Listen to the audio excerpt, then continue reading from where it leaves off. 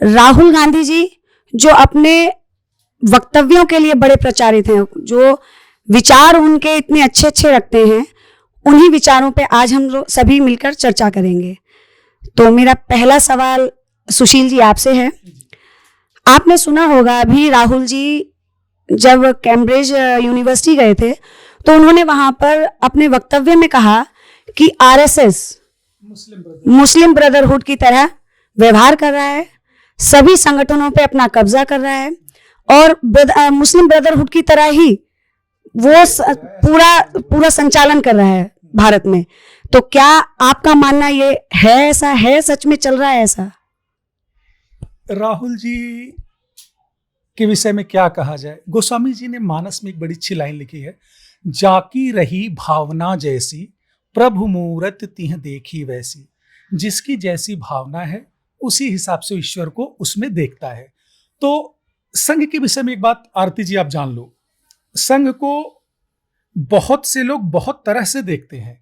कोई संघ को सामाजिक संगठन समझता है, कोई संघ को राजनीतिक संगठन समझता है, कोई संघ को उग्र संगठन समझता है, कोई संघ को उदार संगठन समझता है, कोई संघ को सेवा वाला संगठन समझता है। तो जिसकी जैसी 140 करोड़ आबादी है इस देश की, अलग अलग लोग अलग अलग तरह के विचार संघ के विषय में रखते हैं। लेकिन संघ के विषय में मैं आपको बताऊं, आज विश्व का सबसे बड़ा स्वयंसेवी संगठन अगर कोई है तो राष्ट्रीय स्वयंसेवक संगठन है। और सबसे अच्छी बात, अपने स्वयंसेवकों के द्वारा प्राप्त धन से ही पूरा संगठन संचालित होता है। नहीं तो जब राहुल जी कह रहे हैं कि मुस्लिम ब्रदरहुड की तरह काम कर रहा है, वो बात कहां तक सही है? उनका अपना दृष्टिकोण है, उन्हें संघ में कट्टरता दिखती है, लेकिन बाकी लोगों को कट्टरता नहीं दिखती है। कट्टरता किस रूप में? देखो होता क्या है, संघ की इस समय 55,000 लगभग शाखाएं इस देश में हैं, करोड़ों स्वयंसेवक हैं, 50 से ज्यादा आनुषंगिक संगठन है। तो राहुल गांधी को कहीं न कहीं जो सत्ता पिछले 10 साल से चली गई उसके पीछे कहीं न कहीं संघ दिखता है। प्रधानमंत्री जी स्वयंसेवक हैं, कई मंत्री स्वयंसेवक हैं। तो संघ को इस वजह से कट्टर संगठन के रूप में टारगेट करते हैं, क्योंकि आज 45 से अधिक देशों में हिंदू स्वयंसेवक संगठन चलता है। उसके पीछे जो ताकत है स्वयंसेवकों के पूरे विश्व में, उसको कमजोर करने के लिए विश्व के प्रमुख देशों, यूएन से लेके यूरोपीय कंट्रीज जो है, उनके द्वारा संघ के ऊपर आघात करना चाहते हैं। क्योंकि स्वयं आघात कर चुके हैं, कई पार्टियां आघात कर चुकी हैं, कई संगठन आघात कर चुके हैं, लेकिन संघ का कुछ नहीं हुआ। एक कहावत है ना, हाथी चली जाती है बाकी लोग अपना करते रहते हैं। तो वही स्थिति, संघ को इससे कोई फर्क नहीं पड़ता है। सुशील जी, आप समाज में रहते हैं तो आपने तो ये विचार किया होगा कि समाज में लोग संघ को किस तरीके से देखते हैं, उनके नजरिए में और राहुल गांधी जी के नजरिए में कितना फर्क है? जी, लगभग 80% लोग, या उससे थोड़ा सा कम ज्यादा कर लो, उस संघ को हमेशा पॉजिटिव लेते हैं। कुछ लोग हैं, कुछ खुरापाती हर जगह हैं, उनकी संख्या कम हो सकती है, कहीं ज्यादा हो सकती है, उस संघ को निगेटिव ले सकते हैं, क्योंकि उनसे देश को खतरा है, उनसे समाज को खतरा है।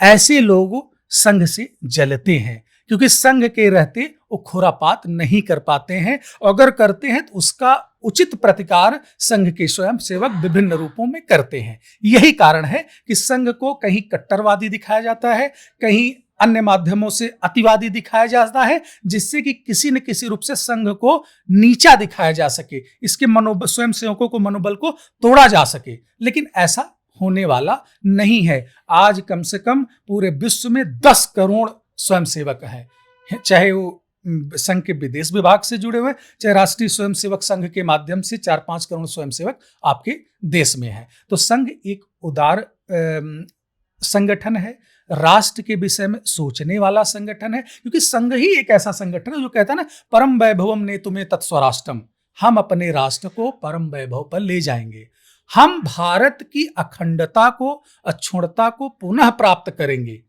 एक व्यक्ति ऐसा नहीं सोच सकता, एक संगठन के स्वयंसेवक ऐसा विचार रखते हैं, और रखने का उनका ध्येय है कि हम अखंड भारत की जो हमारी परिकल्पना है, आज नहीं तो कल साकार होगी, क्योंकि हमने माना है ना कि अगर कोई दिल से कोई चीज प्रार्थना की जाए तो जरूर पूरा होती है, और ऐसा हम प्रयास करते हैं। तो वही संघ के स्वयंसेवक करें, इसमें बुराई क्या है? अपना एक महाभारत में प्रसंग आता है, बलभद्र जो थे बलदाऊ जी अपने पिताजी से दुर्योधन का प्रस्ताव लेके जाते हैं तो सुभद्रा के लिए। श्री कृष्ण को पता चलता है, उस प्रस्ताव को किसी तरह खंडन करने के लिए वो भी पहुंचते हैं।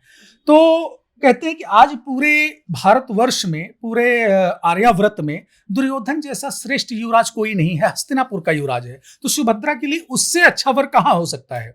तो उनके पिताजी कहते हैं भी विचार करेंगे, कृष्ण से भी चर्चा करेंगे, फिर उसमें विचार करेंगे। और कहते तुम्हारी बुआ कुंती वहां है, तुम्हारी बुआ के बच्चों से उनका थोड़ा सा पारिवारिक झगड़ा भी है। बोला झगड़ा खत्म हो चुका है, राज्य बढ़ चुके हैं। तो उनका जवाब क्या होता है? बड़ा सुंदर जवाब है, वो हर भारतीय को समझना चाहिए।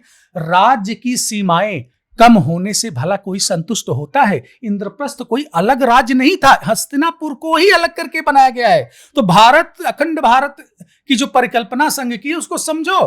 पाकिस्तान, बांग्लादेश सब कहां से निकले हैं? यहीं से निकले हैं। तो अगर हम अपने खोई हुई भूमि को पुनः प्राप्त करने की चेष्टा स्वयंसेवक करते हैं तो इसमें कोई बुराई नहीं है। बाकी राहुल गांधी की अपने विचार, उनके विचार को कोई सीरियसली नहीं लेता है, थोड़ा हंसना भी जरूरी है। नहीं, बिल्कुल। और बहुत अच्छा जवाब था आपका।